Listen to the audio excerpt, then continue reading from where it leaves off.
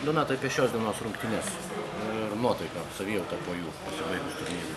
Nieko, vakar tikrai nebuvo vienas iš maloniausių pralaimėjimų, turbūt nei vieno iš esančių karjeroje, todėl visi susėmėm ir tikrai atėjom su nauja jėga žaisti ir kupini jėgų, energijos. Tikrai norėjom laimėti. Norėjom atsitiesti tiek psichologiškai, tiek prieš trenerio akis. Liko vienos rungtynės visame pasiruošimo cikle, jeigu trumpai galėtum apibūdinti, kokiu jausmu baigėt pasiruošimą?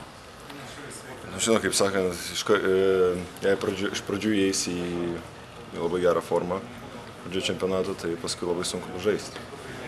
Tai aš manau, mes vis dar esam toj stadijoje, kai įeidinėjame tą formą.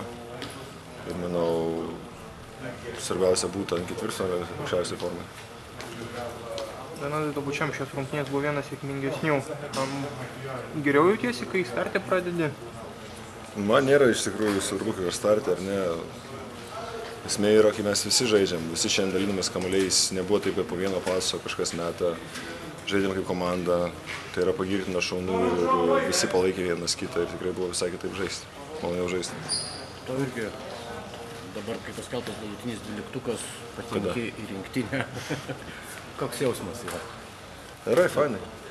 Fainai, visada džiugu kažką pasiekti tokio sėkį ne vieną kartą ir džiaugiuosi dėl savęs. Galima tai pavadinti svajonės išsipildymu? Tai aišku, tai dar viena svajonė, kurią gyvenime norėjau gyventi ir išpildyti, bet to gyvenimas nesibaigė. Dar daug jų liko prieki. Kokia sekanti? Čia jau mano svajonės bus. Negalima sakyti, jo, svajonės yra svajonės, neįsipildo. Tai sveikinam. Dėkui. Ačiū.